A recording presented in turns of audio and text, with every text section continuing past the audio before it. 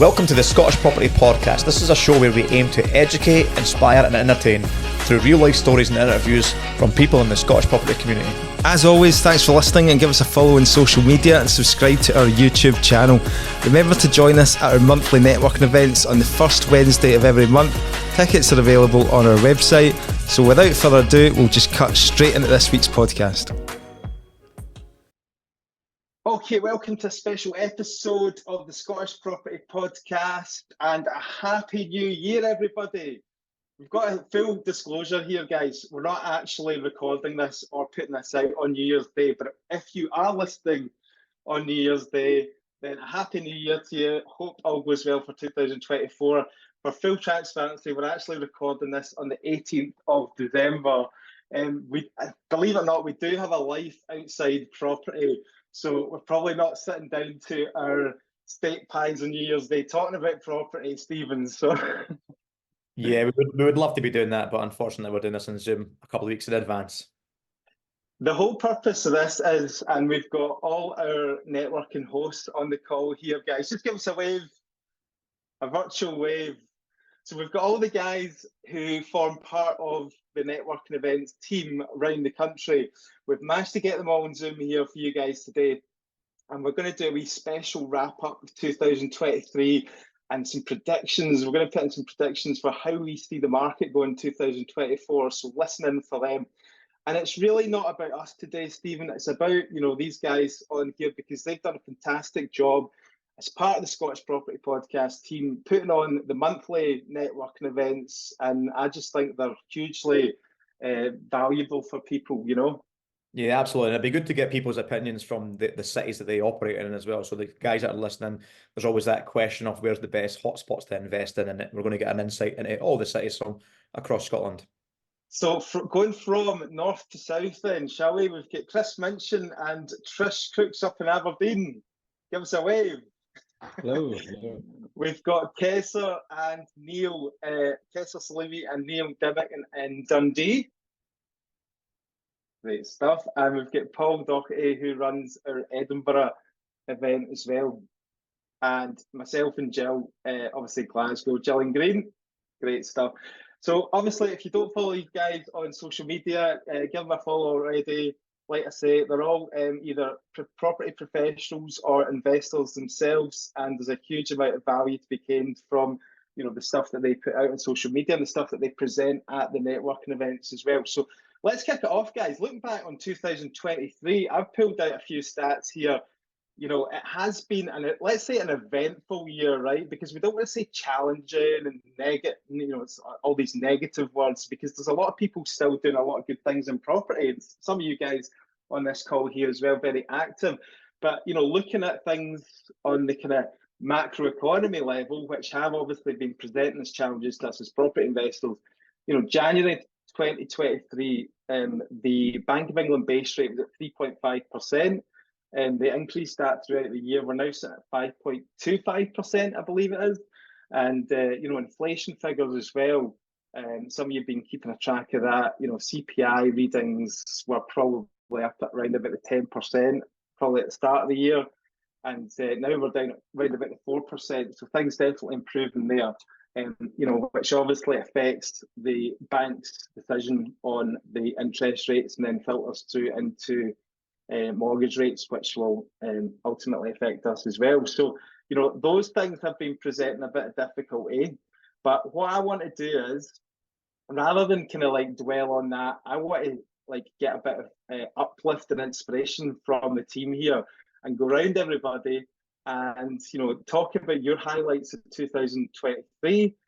You can talk about the challenges as well, but what really we want to talk about your highlight and your kind of main talking point of 2023, anything that would be insightful for the listeners. So I'm just going to go around the table here, guys. I'm going to start off with Chris Minchin up in Aberdeen. How's your 2023 been, Chris? On you go. It's been challenging, but generally good. It's definitely been a year of recovery for the Aberdeen rental market. Not so much in prices of purchasing the properties. They have kept relatively low, which can be seen as a positive. We have seen a lot of investor interest and investor activity within the city. But you look back, Aberdeen has historically worked separately to the rest of Scotland, and that crash that came in 2015 was really kind of hit hard. Your one-bedroom property prices were down at £450. That's now recovered. An average one-bedroom is going out at 575 towards the £600 mark. Similar with the two beds, it's come off the floor of about 650, and we're starting to head up towards the 775 as the average. So there's been some really good kind of recovery and good growth with regards to the rental figures. Demand has been going through the roof, where there has in some cases been less than 150 properties available on the market. At a peak, there was over 1,000 available. So that kind of demand, the price of the property still being relatively low, and the investor activity, people have been coming in and getting some really good rental prices and really good demand for the stuff that they're buying. And you're still getting, I mean, how's this, everybody was flocking up to Aberdeen for the BRR strategy, because that seems to be the only place you can still get all your money back out. So is that still the case? It went through a stage kind of middle of the year where it was getting hard to achieve that still. I think if you look hard enough, there are definitely still kind of possibility of getting that. Recently, we've purchased a property. We said we weren't going to. We said we were done, but we've purchased another one, and that will be a BRRR, and that will be money all out. So it is there if you look hard enough. Fantastic. Any comment on that Aberdeen market, a market that you're hugely familiar with, Stephen Clark? Yeah, absolutely. Just to echo what Chris says, it's rental growth's through the roof, demand's there as well, and prices are at that low point that I now think it's starting to attract investors from more of a return on investment money rather than looking at the BRR strategy. They know they can buy a one-bed flat and get 11-12% return on their cash invested. So that's going to start growing, hopefully growing the market back in a positive light. I think obviously we'll bring you in here, Trish, as well, because obviously you're very active in Aberdeen, and just looking back, giving us your 2023 wrap, what's been your main takeaways, highlights for you? I agree on the rental. The rentals have definitely, continued month on month, and there's been an increase, and the demand is definitely there. I even managed to get a refurb done and get a rental of £600 on a one bed in Torry, which has been sort of unheard of for quite some time. And we're sitting with a few in Torry getting 575. So that's very, very positive. So rental is very positive. The one thing that I would say in caution, and it's sort of been I blame Stephen and Sam, but obviously a lot of people have seen the demand in Aberdeen and the opportunities in Aberdeen. So it's brought a lot of investment, which is at the moment, the last couple of months has seen a bit of a downturn in valuations, so and a lot of new people coming in to source in Aberdeen, and I think the thing that has to be there is caution in your end figures. However, the returns in Aberdeen are still very good. The likelihood of getting all money out deals is getting less and less because of those valuations. You can look at your comparables, and you can see comparables. Recently, for a client I had a chat with the valuer, and they were looking, it was a 1 to a 2 bed conversion. Valuer had said, what are you looking at, whatever, and I said 130 comparables are there, I was able to support that, and the valuation came back from the lender at 110.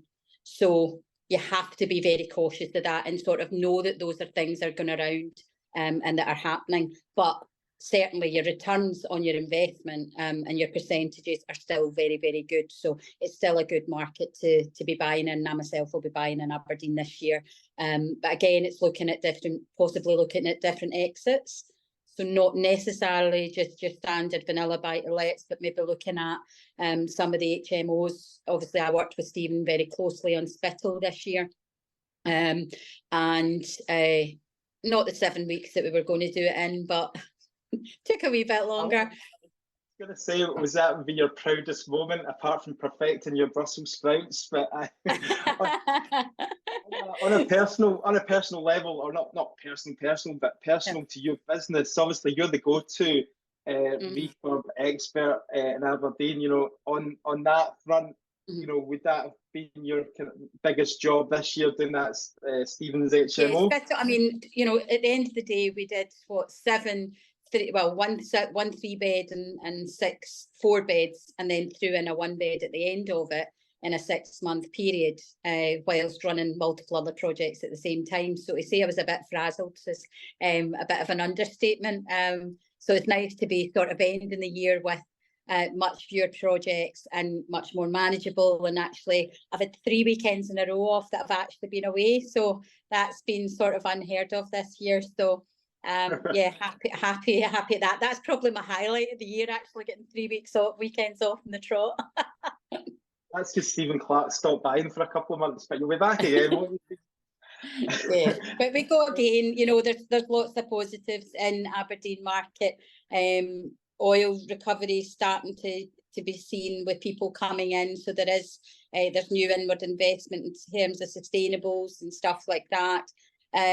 So yeah, there's still lots of positives in the market. It doesn't follow the trends, as Chris touched on, of the rest of the UK, and I definitely predict that there'll be increases in Aberdeen, both in rental and in prices over the course, but probably into the second half of next year before we start to see that, you know, the settling down of the valuations and things like that.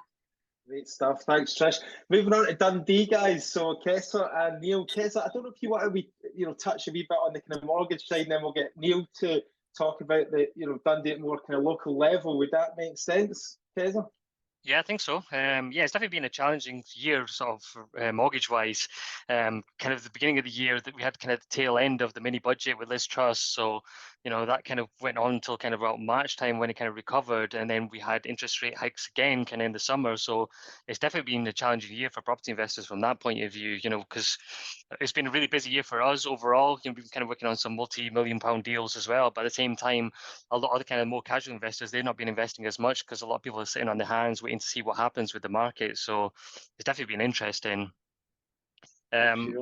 Opportunities wise though, for us, like in Dundee, I saw the market slow down probably kind of in the summertime, whilst other areas like say Glasgow and Edinburgh have continued to kind of charge on property prices wise. But estate agents and that will kind of get in contact with me for sort of ask if I'm interested in deals and stuff like that. So I saw it as an opportunity then to kind of continue to buy, kind of similar to like lockdown right at the beginning of COVID, where there wasn't that many buyers. So there's definitely been a lot more deals available since kind of the summer. Obviously Neil's going to cover off rental yields and stuff like that, but the yields in Dundee is kind of similar to like Aberdeen have been insane recently. So definitely kind of if you're in a position to buy, it's been really good. And I think kind of going into 2024 as well, we had the confirmation of the Eden project and stuff like that. A lot of other redevelopment happening in Dundee. The 2 universities, the amount of kind of intake of students as well has been really good. So because of those reasons, I still think kind of Dundee's a great place to invest. There's quite a bit of positivity though around the mortgage market at the moment. I mean, I see like swap rates are dropping, and lenders are definitely competing for less business as well. So that is showing some better rates, is it not? Yeah, definitely. It takes a bit of time to kind of that to filter into kind of the market, but in the residential side of the market, we've definitely seen there being a price war, and now the buy-to-let lenders are starting to reduce their rates as well. Obviously, the Federal Reserve in the US have now said that they're going to halt their rate hikes. The UK, we've kind of frozen our base rate for 3 months now. So we are starting to see the swap rates start to reduce. Going into the new year, the lender's going to have targets for lending as well. So, we're already seeing the rates starting to kind of drop into that sort of 5% level for a lot of the lenders and limited companies. So I think we're probably going to see rates reduce further. And also kind of a big thing as well, which has been a problem for 2023, is arrangement fees. My prediction is that we're going to start to see those start to reduce as well. Great stuff. Neil, moving on to yourself, is there some good buy-to-let opportunities available in Dundee at the moment? I think you just have to echo what Kessar said. I think the deals are starting to come due to the rise in interest rates and the slow in the market. I think there's more people trying to exit a bit more aggressively, so they're coming to us with deals as opposed to going to try and find them. So yeah, there are still buy-to-let deals out there. The Dundee market this year has been incredible. Although there has been a slight slowing, there are still active investors there, and the average price of rentals in Dundee has skyrocketed over the last 12 months. So for people who are in the market and able to increase their rents, or newcomers to the market, it's been a really positive year in terms of we're getting the highest rents I think we've ever had. And as well as that, it's taken the least time I can remember due to demand to get things let. So, average times of about 2 weeks from marketing to get something let, which is really quick in Dundee. In reality, that's the average figure. I'm seeing it a lot quicker than that. So it's been a really good market from the lettings side, and there are still buy-to-let deals there. Great stuff. Paul Doherty, how you doing? Thank you for joining us. I know you obviously run our Edinburgh networking event, you're doing a brilliant job, by the way, and you've got the numbers right up there, so fantastic. You've probably not got the local expertise in the Edinburgh market, it's fair to say, so we won't put you on the spot that way. But looking back on your 2023, we did a podcast episode with you. I mean, if you look a year back, you weren't probably even in property at that point, were you? So tell us about your year. Yes, it's been a mad year, but like you say, it's every year's challenging, and no matter what you do. But when you solve the challenges, that's how you make the real money, essentially. So if you look at the first couple of months of the year, what happened? Property prices were kind of through the roof. It's such a hot market. So the challenge was to be able to buy something to make money off of. So if you can solve that problem and buy something, you flip it on, or if you're renting it out and you're refinancing it, you'll get the money at the back end. So that's one of the challenges. The next one then came interest rates. So obviously the bank put the interest rates up. But if you can solve that problem again about finding a deal that stacks, then you'll make money off it. So when they put the bank rates up, a lot of people exited the market. So you won't get that much competition. And one thing that I did focus on was tenanted property, because I know I could get a 25% discount on it. But the challenge was the cash flow. The cash flow is little to nothing, essentially. But you're getting 20, 30k in discount on day one. So I was happy to solve that challenge. Like you say, any challenge is solvable. There's a way to find a way to sort it. And once you realise how to do it, then you can make money in any situation you're in.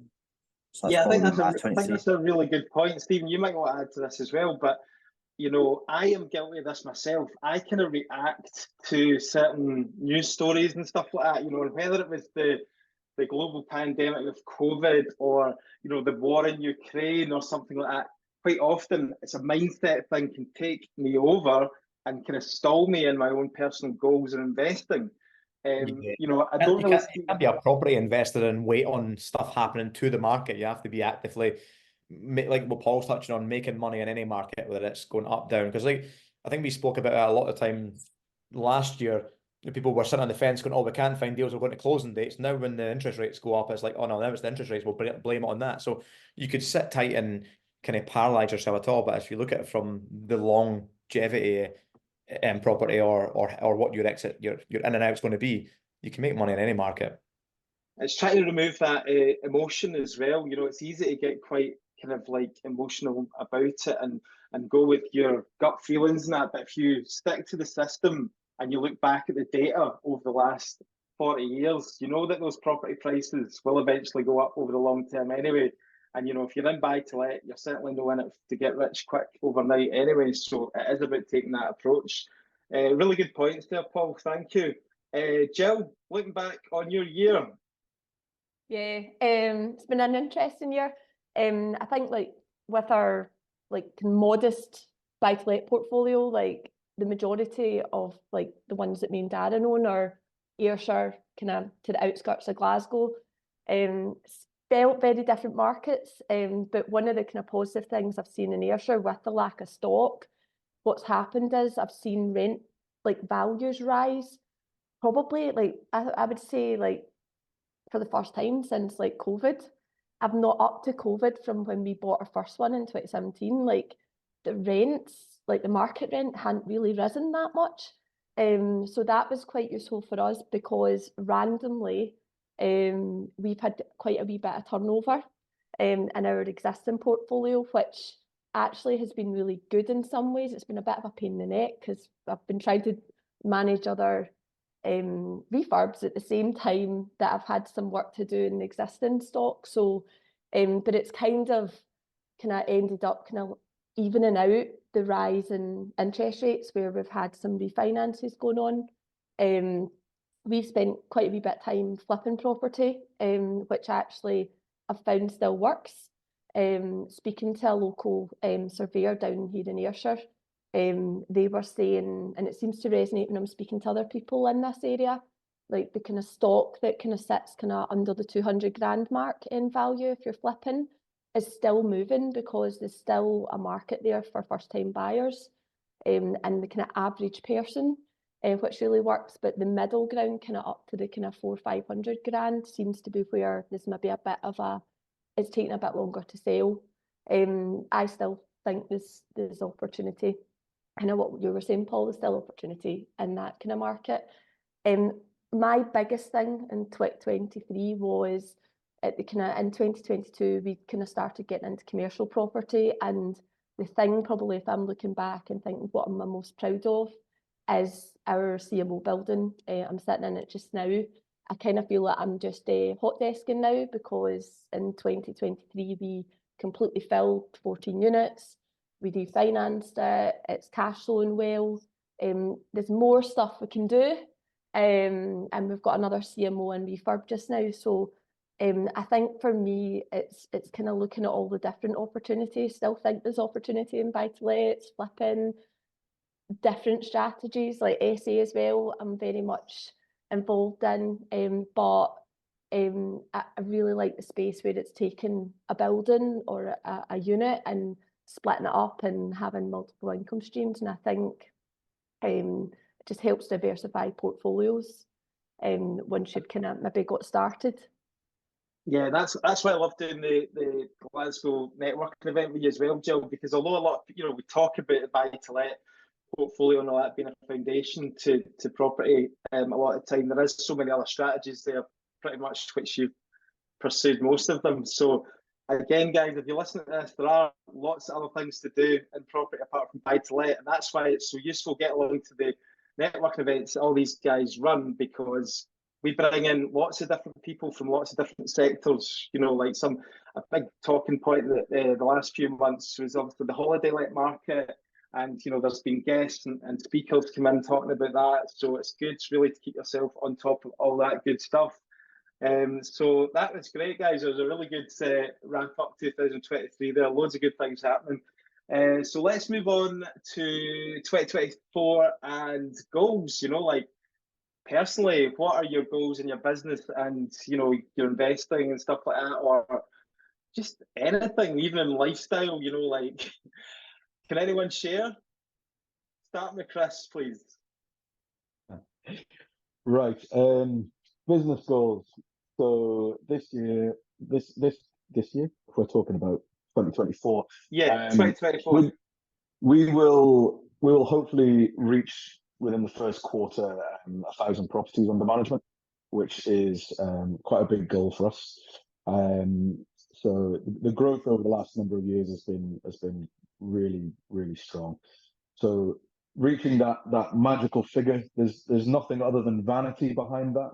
It really is a kind of place marker. Just allows us to kind of fill in a couple more staff kind of vacancies and really start to streamline and make the business run as efficiently as possible.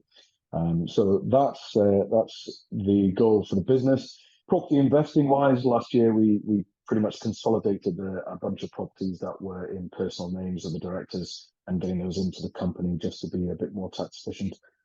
Albeit a £30,000 ABS payment out the way for a property that you already own was a little bit painful. Next year, I think we have a decent sized portfolio now. It's whether we expand on that, and I think we're at the position where we're looking to expand on it for things that are very enjoyable, really. Something a little bit higher end, something a little bit different. It might be commercial, it might be residential, higher end residential. We might end up going in towards the flip market as well, just because Aberdeen's kind of the way that Aberdeen will be going, the way we see it going, that will become more and more favourable to do. So that is that's where we are with investing. Are you going to get yourself a new pair of Lonsdales as well? I'm on to Fila now. It's just to share with the listeners. Basically, I always have a laugh because all the photos that I've seen up in Aberdeen, and I've still not managed to drag myself up to the Aberdeen Network event yet. But every time I see Chris up there, he's always got his white Lonsdales on. He's not even embarrassed by it, Nick. I'm not. He doesn't.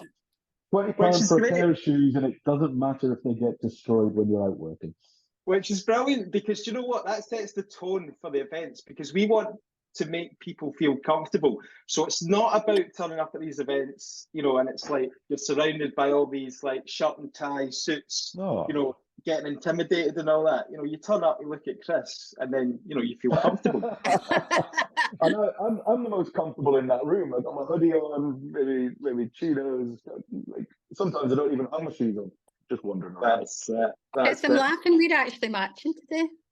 Yeah, look at that. It's like we did that without even trying. What a team, I've not got guys. my beard on the day right enough.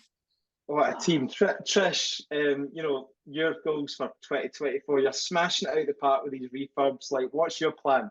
Yeah, I think this year I do want to consolidate a little bit, working a bit more on my own goals and my own personal purchases rather than, you know, doing so much for everyone else. So limiting the number of projects that I take and doing a bit more sourcing so that, again, that I've got that more of a finger in the pulse on what the market's doing, you know, area to area. So I'm selecting a few areas to sort of focus on as well, and just work a little bit smarter and get some balance in my life. So yeah, that's me. But I think definitely doing either SE or HMOs will be the way that I'll go forward, simply because I can sort of do bigger projects in a shorter space of time and get bigger returns on them. So and offset the increases in mortgage rates versus your cash flow at the end of it. So yeah, that's where I'm going to look this year, focus on January. So getting funds in place at the moment, sort that out, because I've got something that's unencumbered. So trying to sort that one out just now through the holidays and then get moving. And what an experience to have under your belt as well, doing that big Spittle HMO project at the start of the year. You know what I mean? Having that as a case study that you went through. Yeah, absolutely. And I mean, I think, you know, Stephen kept me saying, I kept Stephen saying, it was interesting to see the least, you know, when you're putting in, you know, 8 new heating systems and 8 new kitchens and 8 new, how many bathrooms did we get? 15, I think it was 15 bathrooms. A day of lifting the flooring in, which was how many? I mean, there was 3.5 ton of flooring, and then we still had to get more. So yeah, the numbers sort of are interesting to say the least. So it was a fun project, but it was also, it didn't come without its challenges. But yeah, and the thing is that I always say the easy projects, you know, I've got a project that's going an absolute dream at the moment. Clients are over the moon, everybody's happy, the trades are all happy, everything's going great. But you don't learn as much from that. You know, you learn when the shit hits the fan and you've got, you know, as Paul pointed out, if there's a problem, there is a way to solve a problem all the time. You know, I've got a couple of projects that are on hold because a client didn't realise they didn't own the roof space and we needed to use that to put in a fire barrier and one thing and another, you know. So there are things that go wrong, but those are where you learn, and you adapt to, you find a solution to them, because at the end of the day it lies with you to find that solution. So not that I welcome problems, but if they're there, it's always an opportunity for learning as well and developing. Who said that property was passive, eh? Absolutely. Kessar, moving on to Kessar. Yeah, thanks, Nick. Yeah, I think kind of business-wise this year, looking to grow the business. Last year, it was challenging with the way interest rates was, but I think we're going to have a bit more stability this year. So looking to kind of grow my own business and take on probably at least one more member of staff. Personally, portfolio-wise, definitely kind of taking advantage of the uncertainty in the market. So I've got a couple of deals kind of in legals just now. One's a portfolio. I'll kind of share more details if, when that goes through. And then kind of looking for other stuff as well. Similar to like what Paul said earlier on, probably my strategy at the moment is kind of buying portfolios where landlords haven't been able to increase their rents, buying them at a discount, and just playing the longer game on those ones as and when the tenants leave, then sort of refurbishing them and then, rent them out at the new higher rents, and then hopefully refinance them and take my money back out. So yeah, that's probably kind of the main thing for me. Kind of strategy is buying tenanted portfolios just now. Great stuff. And like, you've got a great team there as well. So how many staff have you got now, Kessar? There's 7 of us all together. Yeah. Phenomenal. Fantastic business you've got there. Neil, if you can touch on 2024, where you headed? Yeah, I mean, it's been a really great 2023 for me, from resigning from my previous position and starting up an agency. My strategy last year was to focus on property management for buy-to-lets as a letting agent. And that's been really successful. In the first year, I've tipped over 100 properties, and I'm looking to grow that and bring on my first member of staff. So to continue to grow that, but I also want to branch out into other areas of property management. So I'm taking on my first serviced accommodation under management, and I'm looking to expand into the estate agency sector as well. So that's really where I see myself going. And yeah, on a personal note, in terms of property investment, I am looking to add another property to my portfolio. I've slowed it down in the last 12 months to focus on growing the business. I'm not saying the business is taking care of itself, but I think it's time to refocus on investment. So I'll be looking to do that in the Dundee market. Yeah, no, I mean, I totally get what you're saying about there, because as well as I do, starting the lettings business, it just takes up so much of your energy, so much of your focus, and that's been my downfall in my own personal investing. I've totally taken a back seat to investing and just focused 100% in on the business. I think for me, you've got to practice what you preach, and at all the events, we're saying you've got to continue to invest and don't let other things take your focus away. So I think that's what we do. And another goal for 2024, of course, is to continue growing the Scottish Property Podcast in-person networking events in Dundee. Excellent. Yes, I'm sure that's everybody's objective as well. We want to try and offer as much value to the attendees as possible. So yeah, Paul. Yeah, so my goals for the next 12 months are mainly cash oriented.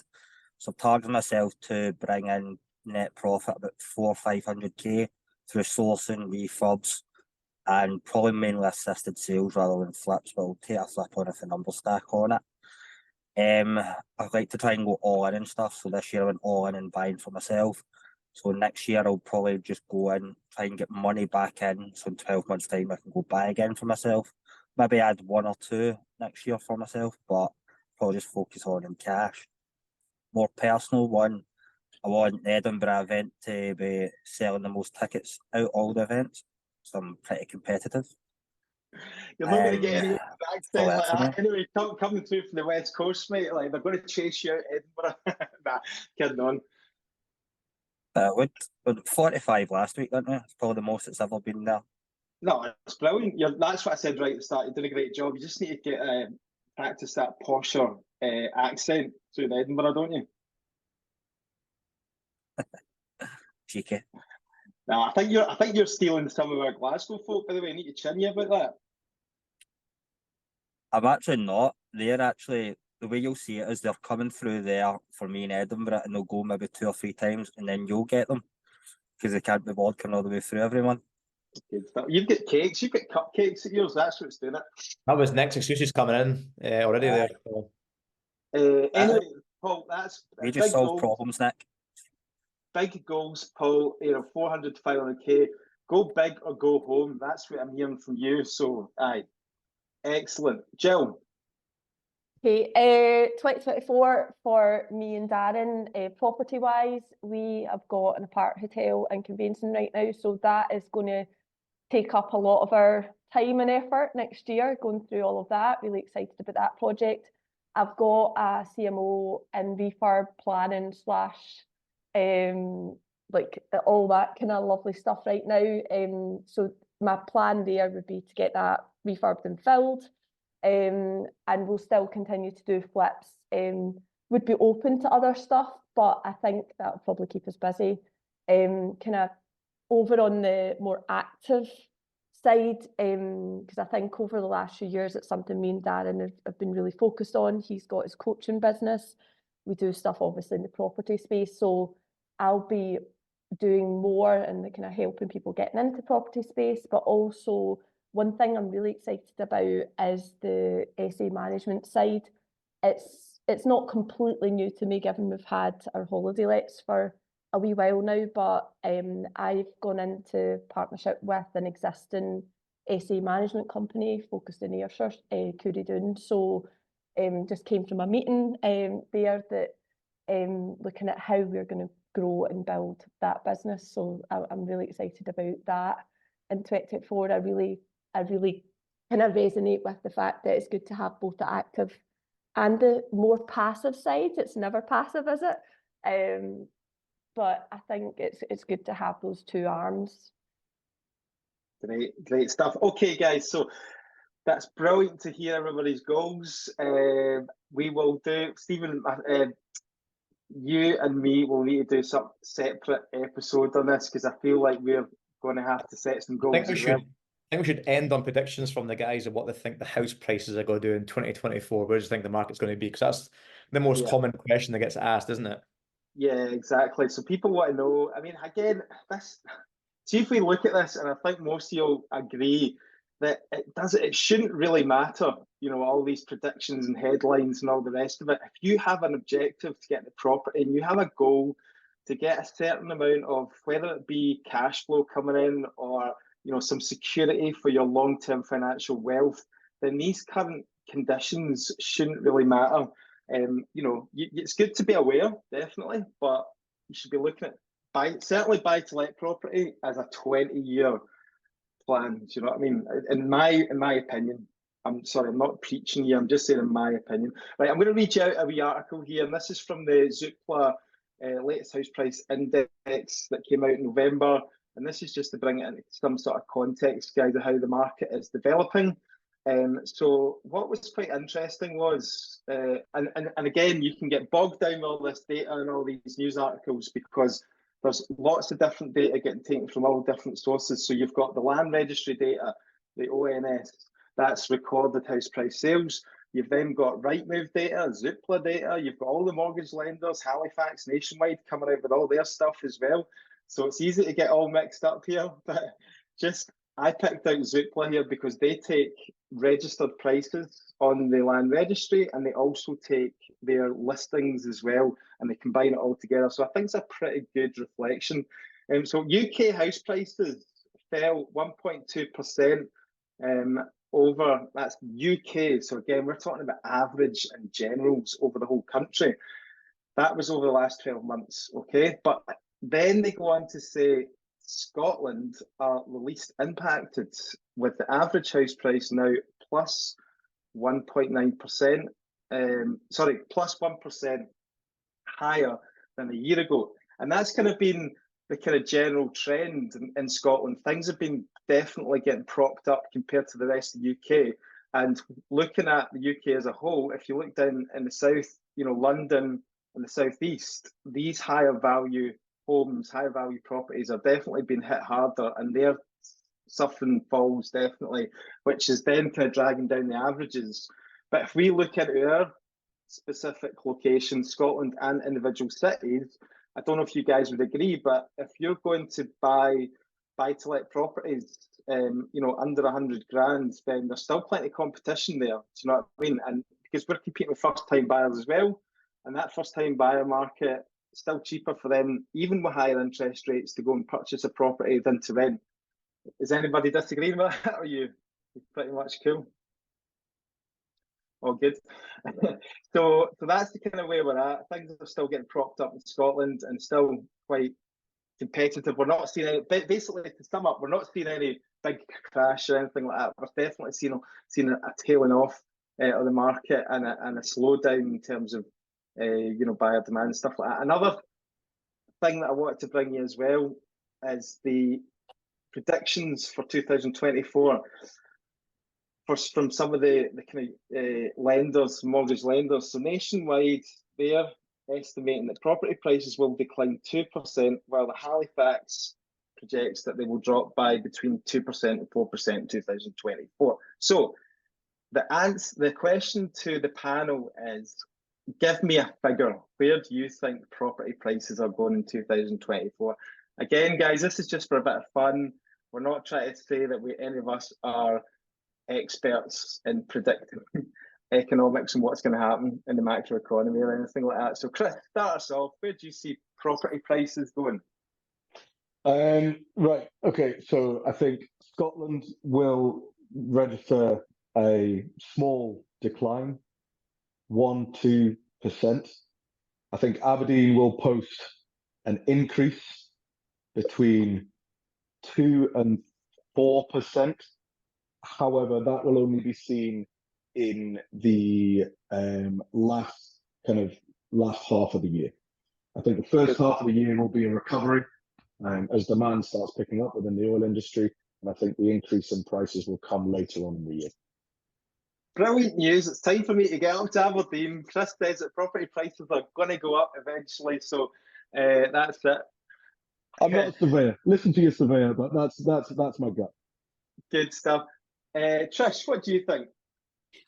Very similar to Chris. I do think that the rest of the country, obviously Aberdeen's always got its micro market. I think they will see a slowdown in the rest of the cities. I mean, I've had 2 phone calls in the last month from estate agents checking if I'm still buying in Glasgow and surrounding, and I've not had that call in 3 years. I've been up here for 2.5 years and I've been operating here for 3 years. So that was interesting to be getting that. In terms of Aberdeen, as I said earlier, I think the second half of the year, I'll see things to start settling down in the valuations. A bit of caution, but I do think there will be a slight overall increase in the sales prices being achieved over the course of the second half of the year. Great stuff. Kessar? Yeah, I think my predictions would be that the market will probably go sideways for probably the first half of the year. As kind of rates drop and get to sort of an acceptable level, a lot of investors and sort of residential clients will come back into the market, and then we'll probably see property prices increase sort of going into tail end of the year. We've got elections coming up in the US and the UK this year, so everybody's going to want the economy to kind of feel better than it is currently. So, you know, I think, you know, the government themselves are going to make a conscious push to kind of hope that property prices will increase.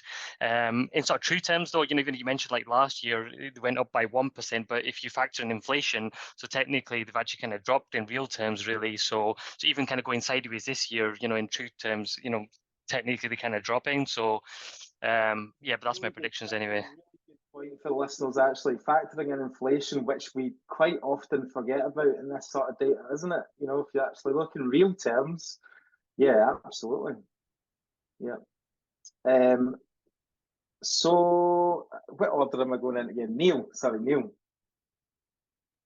I would be very, very silly to contradict anything that our mortgage expert in Dundee says. So I'm going to completely echo what Kessar's saying and predict that it will go sideways. That was a good phrase, Kessar. So no, I do think it will drop and slow down a bit. What I'm really interested to see, to try and put more of a positive spin on it, is there's a lot of investment coming to the city of Dundee specifically. with the Eden project. So I'll watch with interest to see what happens in areas like Broughty Ferry Road, Stobswell, that will be adjacent to that new development, and hopefully we'll see an increase in the prices there. Yeah, and I've just been amazed at how kind of slow this whole process is going in terms of like the tail off the market and the slowdown and stuff like that. And I was thinking to myself, well, you've still got all these people who are ending these fixed rate mortgages.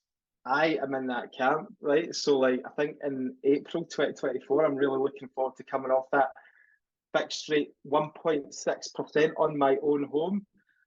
So I think that goes from like £800 a month up to about, well, if at current rates as we are just now, I think I'd probably jump up about £500 a month in mortgage payments. So surely that's going to start having an impact as well. But like Jill said, speaking to estate agents, maybe that's going to affect more the kind of 3-4 bedroom house market, you know, that kind of like 200 grand plus market rather than the kind of buy to let market. So that'll be interesting to see how that plays out. Paul, Doherty, got any comments on this? That's exactly what I feel. I think in the sub 150k mark, we'll probably about 2-3% increase for the year. I think between the 225 to maybe 400,000, I think there'll be about a 4% decrease. Just I think a lot of people have overstretched maybe. They're going to downsize. You've got first time buyers who are paying a fortune in rent, so they'll want to buy. And I think there's a lot of liquidity sitting on the sideline from more institutional investors who are just waiting on the interest rate coming down a couple of percent, and they'll flood the market again. So I think you'll get a lot more increase, a lot more competition, should I say. Cool. So we just need a figure off you as well. So like Scotland wide, just give us the average Scotland wide. What do you reckon? Down? Scotland wide, I'll go zero. Zero, flat line. Jill? Yeah, short and sweet. I think Scotland wide it will be zero. I'm quite interested to see what comes in January, because thinking about it from an investor perspective, generally when we've been out looking for deals, particularly your kind of BRRR buy to let type deals, like December, January was always quite a good time for us to pick up some deals, just with everything that happens round about that time period. I want to see what happens with the swap rates and the implications on the mortgage rates, whether that brings in some more interested parties into the market kind of in the early part of this year. Will that help the kind of lower end stock, like Paul was kind of mentioning there? I still think it seems to be there's still not enough stock on the market. I would say this sort of stuff definitely is affecting you more. Like this sort of stuff has more impact if you're flipping properties, right? You need to kind of know what's happening in the market.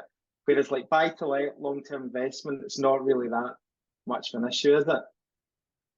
Yeah, I mean, I suppose it depends. If you're doing BRRR, you're wanting to make sure your end value when you put a mortgage on it is going to stack. So whether you're doing the kind of day one refinancing or waiting the 6 months, like you need to have at least a bit of confidence that you're going to get that end value.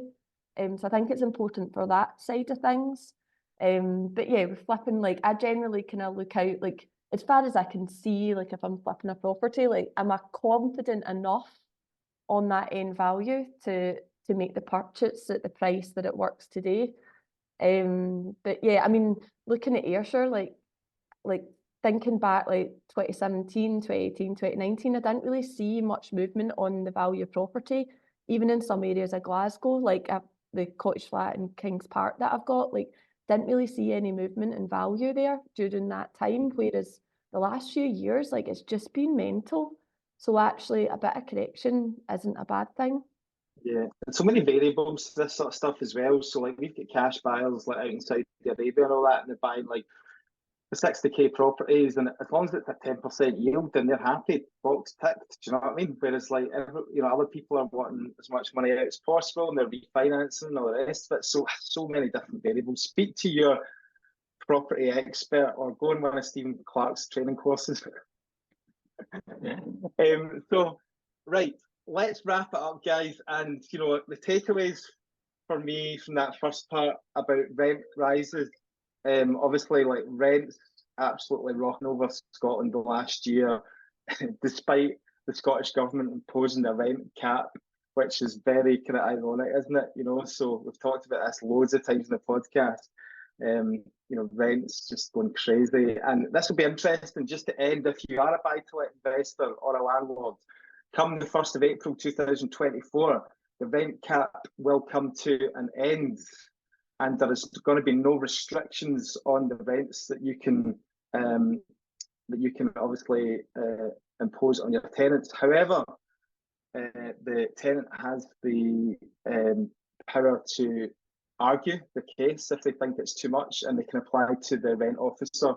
My advice would be not to go crazy with it. All right, so you've got to try and keep a level head and say what's going to be. You know, we want to keep our tenants long term as well. You know, we want to try and avoid them moving out and void periods and all the rest of it. So go in there with kind of realistic expectations if you are going to be adjusting those rents. Stephen, do you want to wrap up with any? Do you want to just thank our listeners and obviously our networking event hosts and stuff, and give us a wee plug for the networking events? Yeah, absolutely. So thank you very much, guys, for all your hard work throughout the whole year, and I'm sure it'll be a successful 2024. This month is the 10th of January and not the 3rd. If you're listening to this bang on, so it'll be the first time and the only time throughout the year that we're not doing it on the first Wednesday of every month. So yeah, get yourselves along and enjoy the network, enjoy the community, enjoy speaking to like-minded people, and ask questions, share knowledge. It's good fun. Great stuff. And I just want to say as well, the Glasgow, just a quick shout out for those who are attending Glasgow. We've had to change our venue, so keep an eye on our social media pages, because we, at the time of recording this on the 18th of December, we still haven't got a venue, so we will be releasing those details. I just want to wrap up by saying a huge thank you to you guys sitting here on this call. You've been absolutely fantastic. The feedback that we get from the events around the country, it's absolutely first class. You know, anybody that goes, they always message us and say that they're getting a huge amount of value, help and support. Ultimately, we want to grow the community so that people will feel like they can just have somebody to talk to, because like I said at the start, a lot of time you can't really talk to your family about this property stuff because they're not interested. So just by having these events around the country where you can go once a month just to gather about property, I think it's hugely valuable. So thank you very much, and thank you to listeners, and we hope to see you at one of the events throughout 2024. Thank you, and bye-bye.